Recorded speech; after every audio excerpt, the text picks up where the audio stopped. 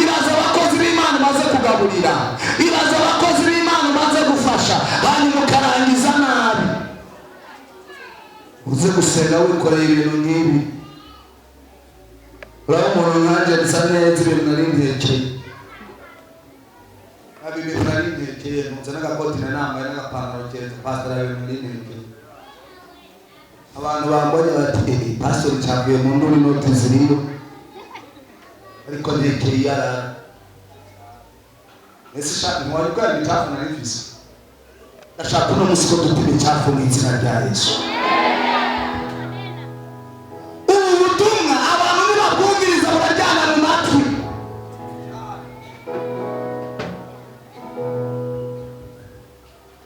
Haleluya.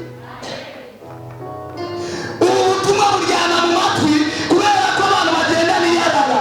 Aya mafuta ndimo nawe yari mu izina rya Yesu. Era mani guheza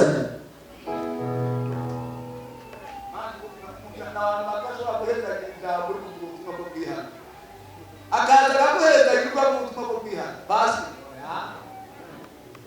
ubutumwa bwavuga muri Pentecost kera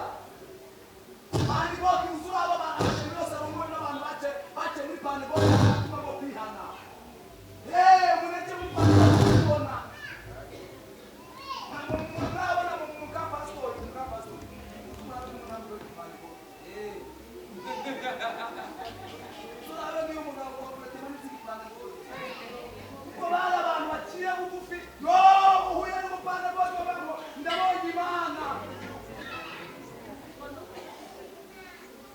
ariko uno munsi abakozi b'Imana twese duvuze ubutumwa bumwe twese akira Imana yaguhaye ubuzima, Imana yakuzamuye, Imana igushize hejuru, Imana igushyire hejuru umusambane tubane abakobwa, igushyire hejuru ibyacu byibe, igushyire hejuru umuronzi ubana utanga ishyano. Abana kaza yakuzemo kositimu imoza abandi yarazimaze,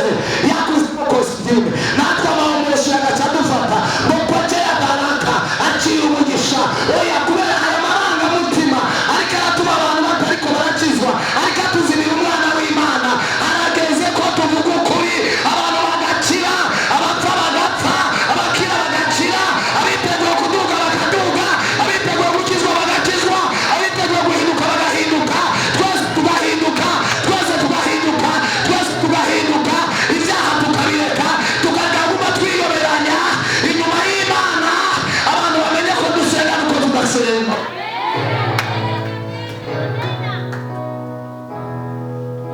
Ibyo abantu babonye nibyo bike, ibyo batabonye nibyo byinshi, naho batabibonye Imana yarabibonye. Iganzo muri kumwe Imana yarabibonye. Abantu baragenda pa pastori nukuri Yesu ashimwe. Hanyuma rero Imana imbabarire nje kwihana pastor bambaye ikote nziza ukimuriza rero urumva ofete urabona isuraze bigoye hari ukuntu nyene hake nyene muri korali nyine urabyumva nawe hari agakobwa kari keza hanyuma urabona hanyuma rero bica birashika cyasanga nakoze ko none rero umva pastori naba nyene bazi ko mwabisenga amavuta musenge ndakubaza ko no kwihana kwihana ko gutwenga ukwihana ko gutwenga. Imana yamaze kukurambirwa, Imana yagomba abantu bafise imitima imenetse, imitima irira, imitima ibabara, imitima yumva ibyo yakoze, umuntu yumva ababyeyi bari ngaha bazamura amaboko, umwana yoza akubwira ati mama, urumva rero mama urizi kuri mama kwa rusahani nawe menye wangu, ugaca umubwira ngo Imana ikubabarire. twamuvyeyi ubwira umwana uko Imana ikubabarire mama barusahani urumva mama hari ukuntu nyene numvise ishapo warusahani nkanarumena pastor wowe mubwira gute ari nka wewe mama wowe mubwira gute wewe mubarira gute turamuno ca mu yate ntango aramena n'urundi Imana imbabarire pasiteri urumva nyene uravyumva aravyumva ubu wimwumvise ku nguvu ufata icaha cawe ubanza ugisiga amata cere ubanza ufata icaha ugihindure ubanza ucerekane ubanza ukidefanda icaha Petero avuga ngo bagabo bene data nimuze dukizwe bagabo bene data nimuze dukizwe abigeme bakizwe abagore bakizwe abagabo bakizwe abasore bakizwe Imana itubabarire Imana iduhindure duhinduke turirimbe dukikijwe tumenye ngo aha n'ahantu hera tugiye guhagarara tubanze tuhane agaciro tuba ahantu wumva hari icyaha wakoze wirinde guhagarara ahantu uvuge ngo haratenyitse haleluya ibintu by'Imana byose twabifashe nk'ibisanzwe ibintu by'Imana twabifashe nka flashe n'ishusho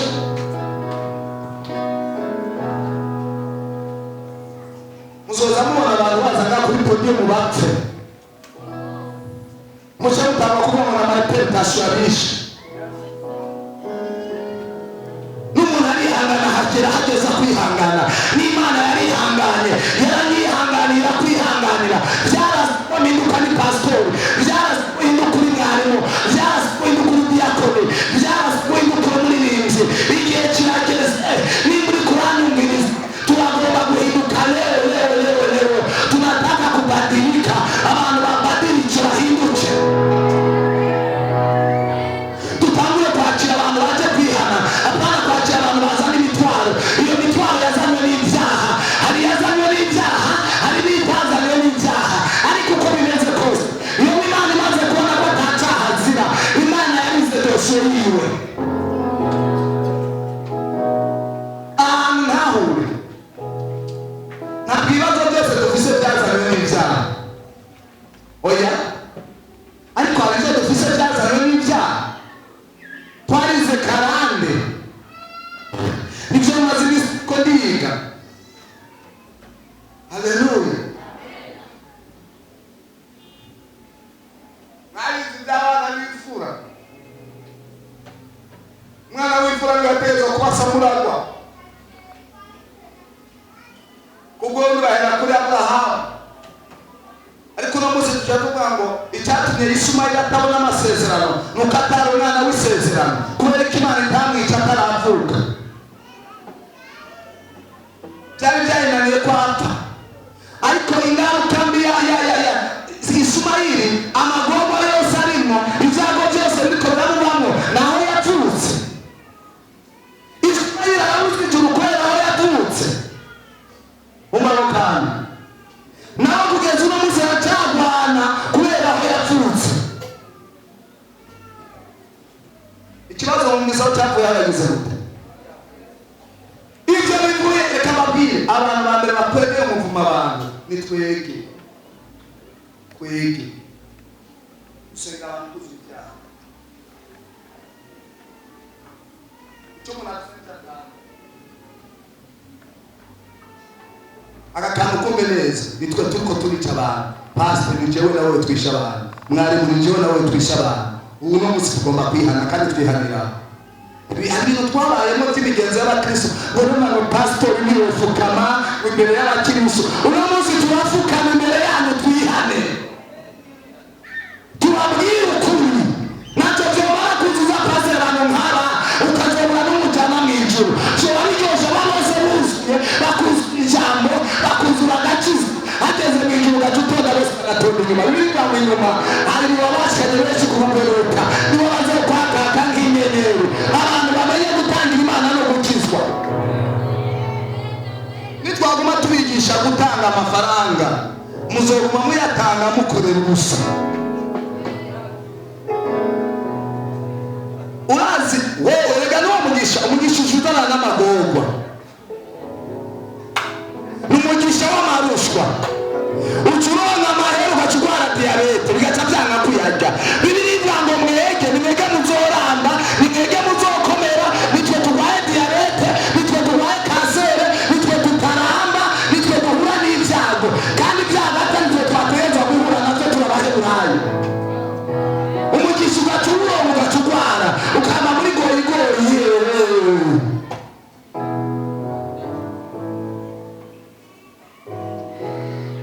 Abigishwa batabaza Yesu ngo mbe ko abakizwa ari bake cyangwa ngo shikira cyangwa ile muri